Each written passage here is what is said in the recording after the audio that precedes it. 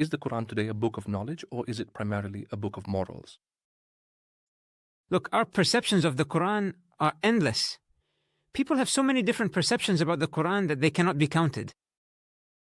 And the Quran spoke about an important approach, which is the approach of making claims. For example, if someone were to make up statements about us, meaning we often make claims about the Quran, we attribute many things to the Quran.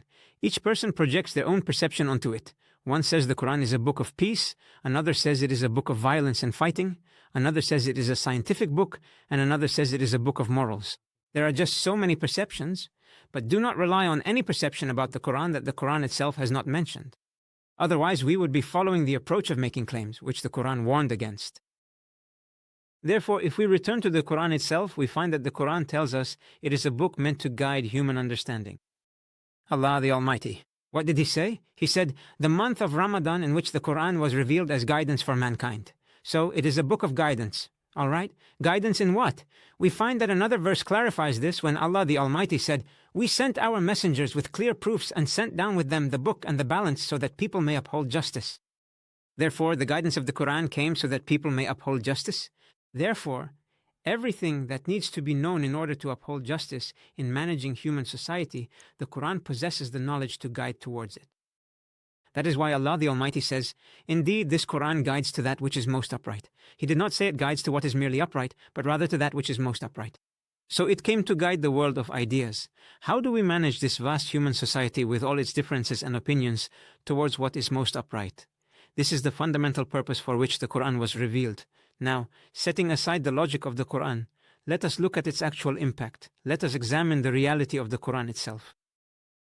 When you reflect on the text of the Quran, you find that the Quran mentions all the foundational principles of knowledge that should be relied upon. Human knowledge in politics, in economics, in education, in society, in administration, in psychology, and in various fields of knowledge. You find that the Quran has laid down foundations for all of this.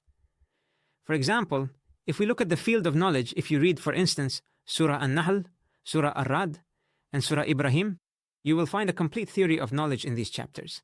That is, it discusses the sources of knowledge, it discusses the limits of knowledge, it discusses the mechanisms of knowledge, its means, it talks about the obstacles to knowledge. Knowledge does not come to us merely through intellectual engagement. It addresses everything related to knowledge in these chapters, a complete model of knowledge. Take, for example, the concept of doubt. Doubt is a very important issue in the formation of knowledge meaning. Islam did not prohibit doubt. Islam actually legislated doubt. In fact, doubt is a means to attain certainty. That's why Imam al-Ghazali says, whoever does not begin with doubt will end with it. But what is the difference between Islamic doubt and modern doubt? Islamic doubt is a prelude to certainty, whereas modern doubt is a substitute for certainty. Practically speaking? So, for example, if you now doubt Islam, that's good, because through that you can reach certainty. When I doubt, it means I'm seeking evidence. And if I seek evidence, I will then move on to certainty. As for modern doubt, it is a general characteristic of human beings. All of public life is built on doubt. That is why, where did the idea that truth is relative come from? It came from this notion that a person should be doubtful about everything in life, and whenever you reach certainty, they say you are dogmatic, meaning you rely on certainties. They want all of life to be based on doubt. But this approach does not hold up. Truth is not relative. Relativity is a fact. Yes, there are relative opinions, that's true, but truth itself is not relative. If truth were relative, it would no longer be truth. Otherwise, what is the difference between truth and opinion? If truth were relative, it would just be everyone's opinion. Doubt in Islam is a prelude to certainty. But I want to pause at the concept of knowledge when we talk about knowledge in the Quran. You mentioned that there is knowledge found in the Quran, but there's also other knowledge that we have today. There is knowledge in the natural sciences that is present in the Quran, so we want to know what exactly you mean by the knowledge you are trying to convey. All knowledge related to the management of human society. The Quran brought it.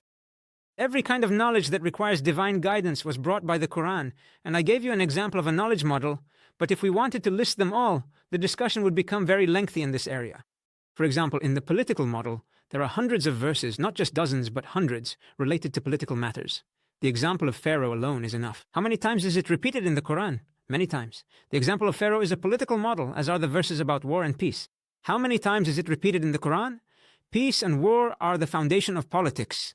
the role of power in international relations, the role of interests in international relations, and the balance of principles and interests in international relations, the types of treaties and the types of treaty partners, when to abandon treaties and when to uphold them, the various situations in international relations. All of this was brought by the Qur'an. I have said this repeatedly. I wrote a paper about 12 years ago, or rather in 2012. In it, I mentioned that the political verses in the Qur'an do not exceed the fingers of one hand. But then I discovered that there are actually hundreds of verses in the Qur'an that relate to managing the political scene. Let me give you an example. Allah Almighty says, "And if you fear treachery from a people, then throw back to them their treaty on equal terms." That is, if there is a treaty between you and another party, and you begin to doubt that party. You don't know if you knew it's over, but if you fear, that's why he said, "And if you fear," he didn't say, "And if you know." So what do we do in this case? We fear this party will betray us. He said, "And prepare against them whatever you are able of power, and steeds of war by which you may terrify the enemy of Allah and your enemy." So we rely on the balance of power. He said, if you fear this party whom you suspect might betray you, the solution is to increase your level of strength. To what extent? All right. He said, to terrify, meaning to the level of frightening the other party, because strength is only sufficient if it reaches the point where it intimidates the other side. Why? Because if he starts to fear your strength, what will happen? A balance of deterrence will occur. Therefore, a balance of power leads to a balance of terror, and a balance of terror leads to a balance of deterrence. And so, if a balance of deterrence is achieved between the two parties, what happens? Peace is established. That is why the verse comes after that. What does it say? And if they incline to peace, then incline to it also, and rely upon Allah. The option of peace is mentioned. When? After the balance of deterrence has been achieved. This is political discourse. This is talk about political thought. If we ignore these matters because the Qur'an only covers consultation, justice, and general issues, overlooking the vast political details it mentions, how can we truly understand it? Similarly, in education, hundreds of verses discuss this field, and the Qur'an connects different areas of knowledge, not separating them. As is the case today, in universities there is a sharp separation between disciplines. This is an illusion. Education is separated from psychology. Psychology is separated from sociology. Society is separated from politics. And politics is still separated from international relations. The Qur'an does not acknowledge this approach. The Qur'an integrates fields of knowledge and fundamentally starts from the human soul, because it is the soul that shapes all the phenomena and behaviors we observe. Therefore, we must return to the starting point from which the Qur'an began in analyzing human knowledge. The point is, if we look at the Qur'an in reality, we will find that every approach in it seeks to establish human knowledge with guidance and wisdom. Because if human knowledge is isolated from the guiding divine revelation, it becomes a nightmare. For example, if we take politics and move to the political science department at the university, you will find that they study a completely different philosophy. They study a bit of Marxism and a bit of liberalism. The political philosophy that is taught to students, they see the differences between them, but as someone who is also a professor at the university, is there a presence or prestige for Islamic political philosophy in the academic scene? And if it does not have such prestige, why don't Muslims turn to the Qur'an to extract this knowledge in their own departments? Look, regarding the first part of the question, this actually varies from one university to another. But in general, according to what I know about universities, they tend to distance themselves from Islam. And if they do study Islam, they study it as a phenomenon, not as a source of guidance. I teach Islam as a phenomenon in the field of international relations, but I do not teach it as a source of guidance. Meaning, I do not try to derive Quranic knowledge in the political field in order to be guided by it in political work. No, this does not exist, and I have not seen it in any university, not even in Islamic universities. What exists is teaching the Qur'an as a phenomenon, just like any other phenomenon in international relations. And this results from a certain perception about our role. This is the second part of your question. Why don't Muslims return to the Qur'an to derive knowledge? It's about our perceptions. We perceive the Qur'an as I mentioned. And as you mentioned at the beginning, we perceive the Qur'an as a book of blessing, not as a book of guidance and knowledge. That's why we believe in the sanctity of the Qur'an, but we do not believe in the effectiveness of the Qur'an. If we truly believed in the effectiveness of the Qur'an, we would see it present in universities, research institutions, and scientific organizations. But we always confine our love for the Qur'an to memorization centers, to recitation, and to everything related to the outward form of the Qur'an. But when it comes to the content and substance, we shy away from it. That's why you send your children to study and memorize the Qur'an when they are young. They study it and memorize it. But when they reach university, they can't find the Qur'an. Where is it supposed to be now? The role of the Qur'an is to guide us in this. They say, no, we are scientific and educational institutions, and the Qur'an is a religious book, so it does not fit with scientific institutions. This is talk. If we accept it as true, it's still not correct. What's the reason for distancing it? So if you believe these are scientific institutions and the Qur'an shouldn't be included, and who said that the Qur'an came to compete with science? The Qur'an did not come to compete with science. The Qur'an came to guide science, and there is no science that can do without a guide. It's impossible. Now, for example, if you take any field of science like politics, you would mention it. How do you talk about the role of interests in international relations? This issue has nothing to do with science, the role of power in international relations. When do I go to war? When do I make peace? Science does not intervene in this set of questions. This depends on your culture. It depends on your values. Your value system is what determines how you use power, how you balance principles and interests in international relations. This issue has nothing to do with science. If you specialize in anthropology, how do you evaluate societies? An advanced society, a traditional society. In every anthropology department at any university in the world, societies are classified as traditional or advanced based on this. The standard for what is traditional, in my view, might be considered advanced, and what is advanced, in my view, might be considered traditional. So, there aren't necessarily values involved. Even if we assume that you specialize in sociology, the foundation of sociology is that it studies social problems, right? So how can I judge an issue as a social problem without a value-based perspective? For example, how can I say that sex outside of marriage is a social problem except based on a value standard? If I am, for instance, not a Muslim, I might not see it as a problem. Why do I see disobedience to parents as a problem only when I am a Muslim? I might just see it as a conflict between a child and their parent. So you can't judge anything, even something like tyranny, without a value framework. A person who is value-aligned with tyranny does not see it as a problem, while someone who is not aligned sees it as a problem. So even the very first point in science cannot begin without evaluation. That's why when you say, well, I am an academic scientific institution and the Qur'an has nothing to do with this, that's not true. You didn't exclude the Qur'an from universities because it's not their specialty. Rather, you excluded the Qur'an because you have an alternative reference point, which is the liberal reference point.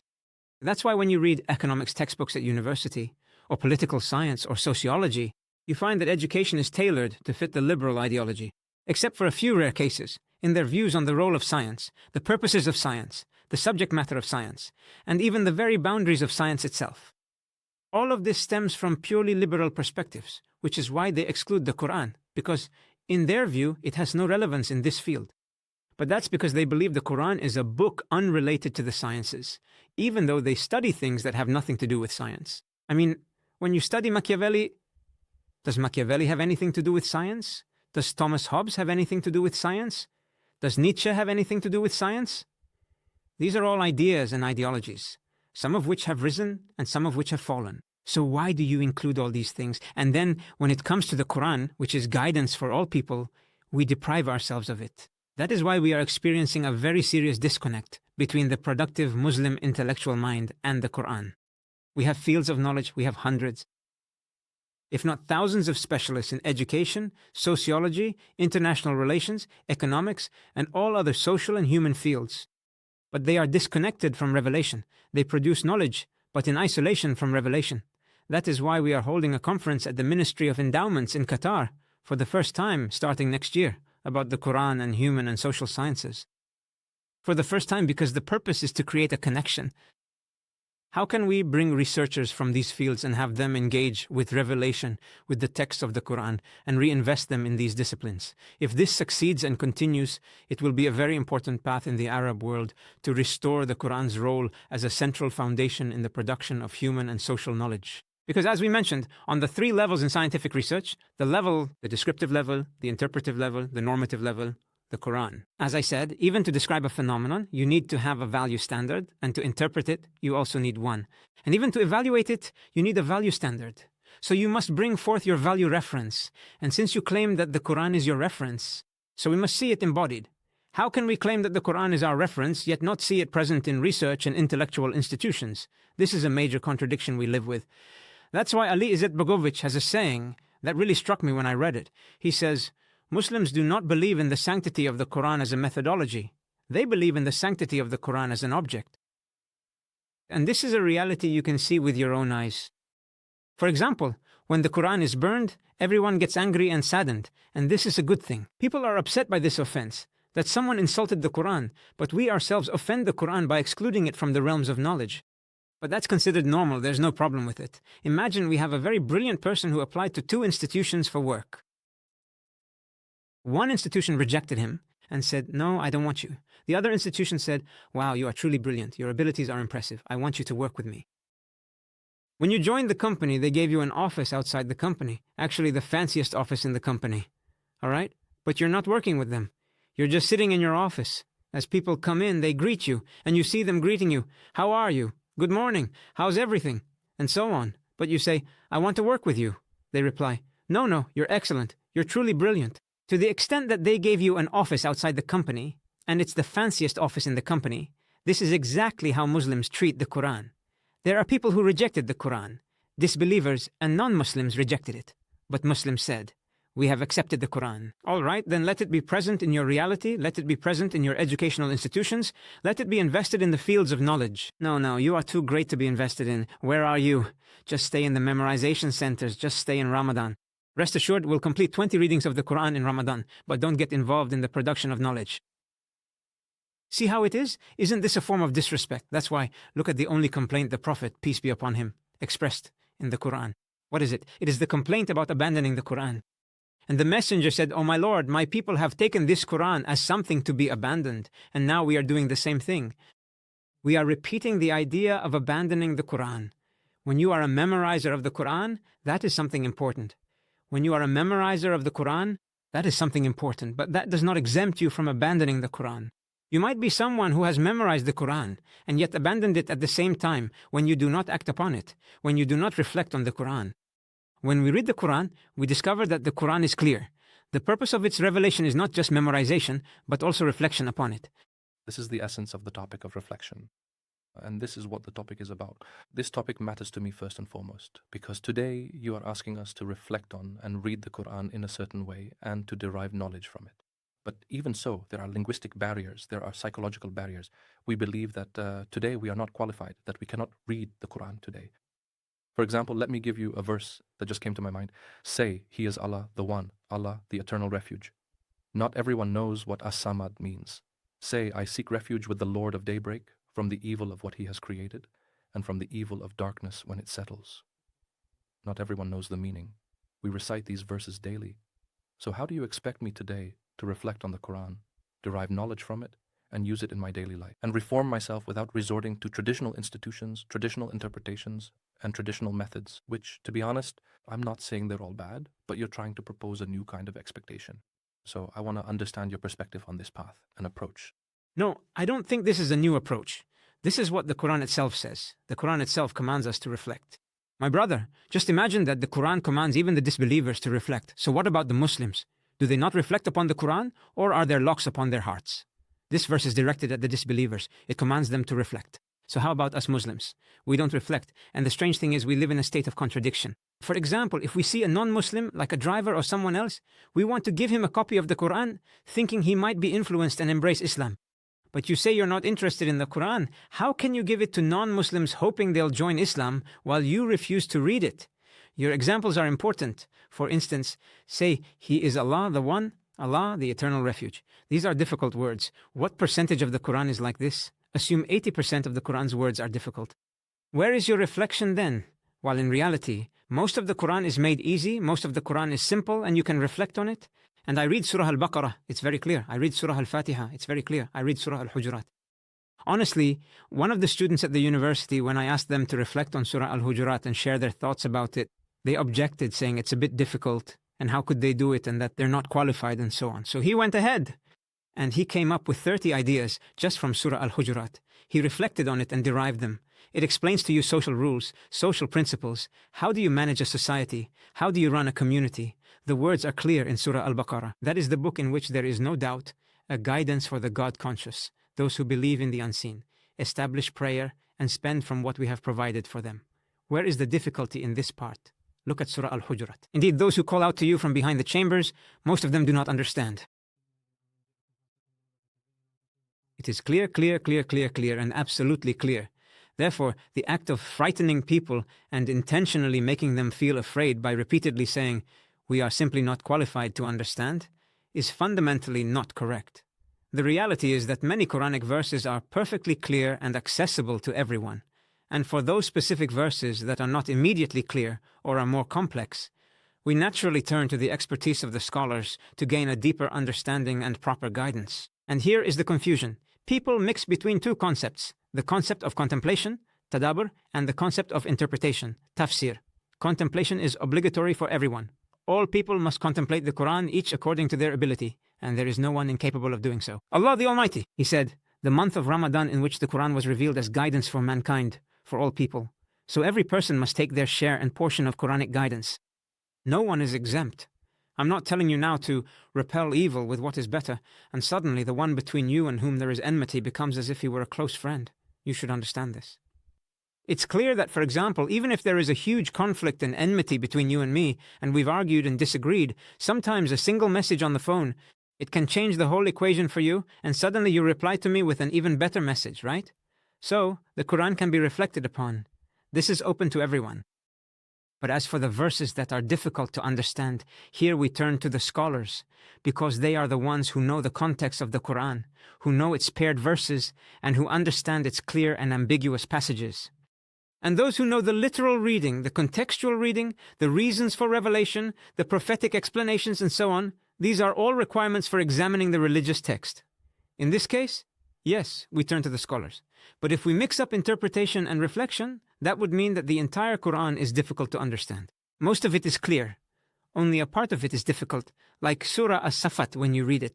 You feel that there are many verses that are difficult to understand. Here, you turn to the scholars. For every verse you do not understand, you consult the scholars. But we do not have the right to abandon the Qur'an or neglect it under the pretext that we are not qualified. Today, when you talk to professors of sociology or professors from any field of human knowledge, you tell them there are many verses related to your field of expertise. Why don't you reflect on them? For example, there are hundreds of verses about the human soul. Why don't psychology professors reflect on them, derive knowledge from them, and examine the challenges and nature of the human soul? There is great potential to benefit from the psychological concepts mentioned in the Qur'an. They say, no, we are not religious scholars. But who said the Qur'an is only for religious scholars? Who said that? The Qur'an never said it was just for scholars. It says, a guidance for mankind, not a guidance for scholars, nor a guidance for linguists. Therefore, as a professor of psychology, you can read it, but with two conditions. The first condition is that when you reflect, you should ask someone more knowledgeable than yourself. When you reach a certain idea, it's good to ask someone more knowledgeable than you to make sure. The second thing is that if it becomes clear to you that your idea is wrong, you should retract it. But if you isolate yourself, don't listen to anyone, and interpret things according to your own whims and just go with it, and you share your ideas with people without consulting your peers or those more knowledgeable than you, here lies a major problem in reflection. Fuels extremism. Of course, and you could go in all sorts of directions in this matter. That's why these two conditions are necessary. You must ask someone more knowledgeable than you when you interpret. That's why Allah, the Almighty, commanded us to consult with others, so that we can complement our minds with the minds of others. The second thing is that if it becomes clear to you that you are wrong, you should retract your position. If you do this, you'll be on the right track. But to abandon the Qur'an under the pretext that you are not qualified, this is what led to the separation of the Islamic intellect from the Qur'an. That's why I always say that the greatest project in the 21st century now is the centrality of the Qur'an. How can we make the Islamic mind rely on the Qur'an as a central source? That is the centrality of the Qur'an. What does that mean? It means that the Qur'an should be the primary source in shaping our perceptions, the foremost center in forming our judgments, the main reference in our decision-making. And in guiding human knowledge for us, when the Qur'an is treated in this way, we are on the right path and in a good state. And when we talk about the centrality of the Qur'an, it does not mean denying everything else, but rather referring everything else back to it. Everything is valid and has value, but on the condition that it is in harmony with the Qur'an. So, when we revive the meanings of the Qur'an, when we derive from it the epistemological foundations for all branches of the human and social sciences, after that we can say that the Islamic mind is functioning properly. But in the current situation, the Islamic mind is in one valley and the Qur'an is in another, and we are creating imaginary and false knowledge. That's why today you feel that the issue of the Qur'an and knowledge is too significant to simply be denied. We need to change the lens through which we view the Qur'an, and then we will see all knowledge laid out in the Book of Allah, the Almighty, in the best possible way, because it is complete on all levels. It's not just descriptive and interpretive knowledge, but even normative knowledge that organizes all other knowledge within a guiding and systematic framework. It's not just about knowing for the sake of knowing. Today, people in universities are content with that. They say, as researchers, our job is only to understand society, not to evaluate it. Okay, fine. If we understand society, then who evaluates it? They'll tell you, let the sheikhs evaluate, let the teachers evaluate. But as researchers, we don't evaluate society or intervene in assessing phenomena. This is not true. What do you think? What is your opinion about the statement that the Qur'an encompasses all perspectives on this view? I've talked about this before.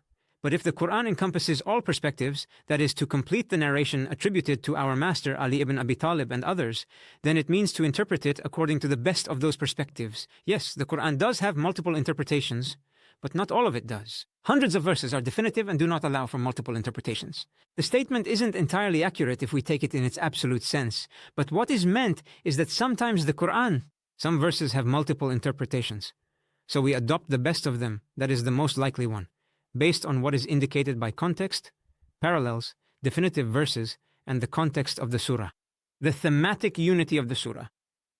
All of these help you determine the most likely interpretation when verses are open to multiple meanings. For example, the verse, "When the sacred months have passed, then kill the polytheists." This could mean all polytheists or just some. Is it only the polytheists of Quraysh, or who exactly? Looking at the context of the verses before and after, you understand who is meant. So here we take the best interpretation, but if the Qur'an allows several interpretations, it can become a pretext. So what's the benefit of the Qur'an then? Because if it allows for multiple interpretations, it becomes a pretext for abandoning its use as evidence, and thus the Qur'an would lack the quality of guidance.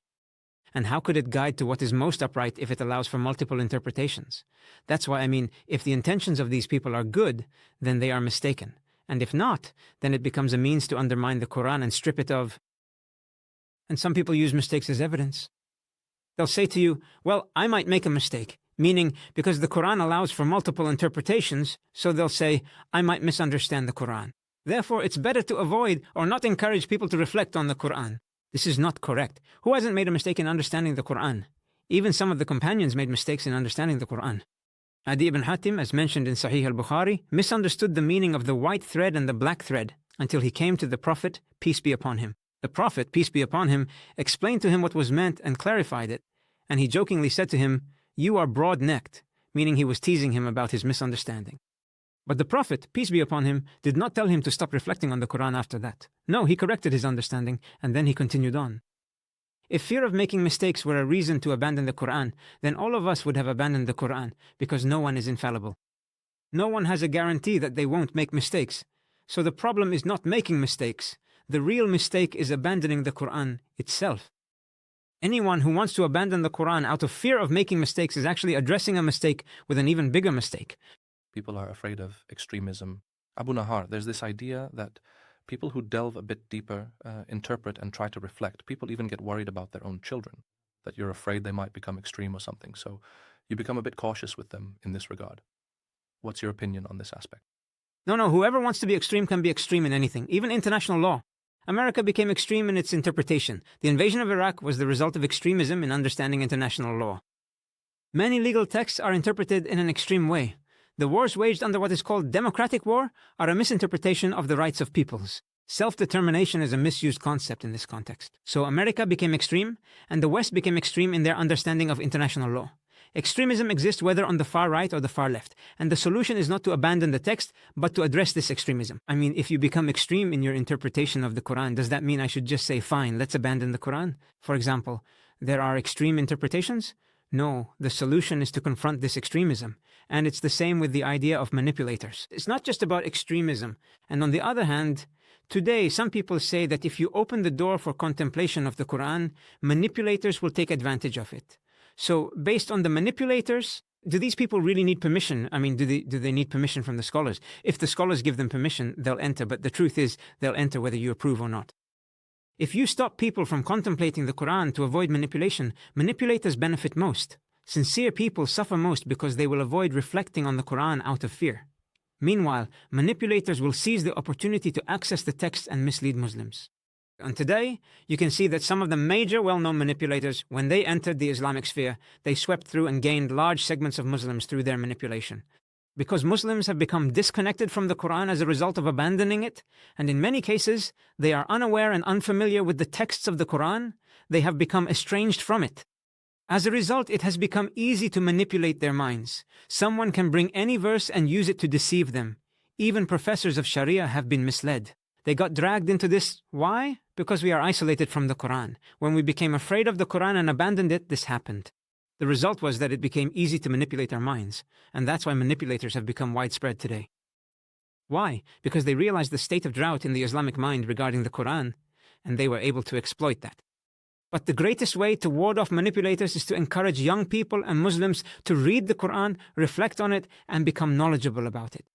So that, if Quranic awareness is developed, the result of this reflection will be that this Quranic awareness becomes the strongest barrier against manipulators. Otherwise, manipulators. They existed even during the time of revelation, meaning they never disappeared, you see. It's just that now, with social media, even during the time of the Qur'an's revelation, there were manipulators, and the Qur'an told us about this matter. And those who disbelieved said, "Do not listen to this Qur'an and make noise during its recitation so that you might prevail." They wanted to manipulate it nonetheless. The Qur'an did not say, "Do not reflect." On the contrary, it even commanded the disbelievers to reflect on the Qur'an. Do they not reflect upon the Qur'an? Or are there locks upon their hearts? Therefore, warning people against engaging with the Qur'an and setting impossible conditions for entering the circle of reflecting on the Qur'an under the pretext of the existence of manipulators means you are helping Satan to make the sin of abandoning the Qur'an seem appealing in our minds. That is what Satan does. He was not in the stands when Muslims fell into the trap of abandoning the Qur'an. No, he made it attractive to them. You are not qualified. No. There are difficult conditions that you can't overcome. Brother, even if you are the least of people, when you engage with the Qur'an, it gives you things he, Satan, makes them seem appealing in your mind. And in the end, what makes him happy is that you have abandoned the Qur'an under various pretexts. This doesn't end, not out of some imagined optimism, but based on visible reality. Now, many young people have started returning to the Qur'an. That is, the river of the Qur'an has now begun to carve its path within the Islamic nation in a good, cohesive, and authentic way. And if this continues, these Quranic seeds will quickly grow into trees, and it will be seen. People will be amazed by the impact of the Qur'an on human knowledge, because if the Qur'an truly influences the Islamic mind, you will witness an Islamic knowledge that is beyond imagination. And it will be the greatest driving force in Islamic civilization in the present era, if we are able to achieve that.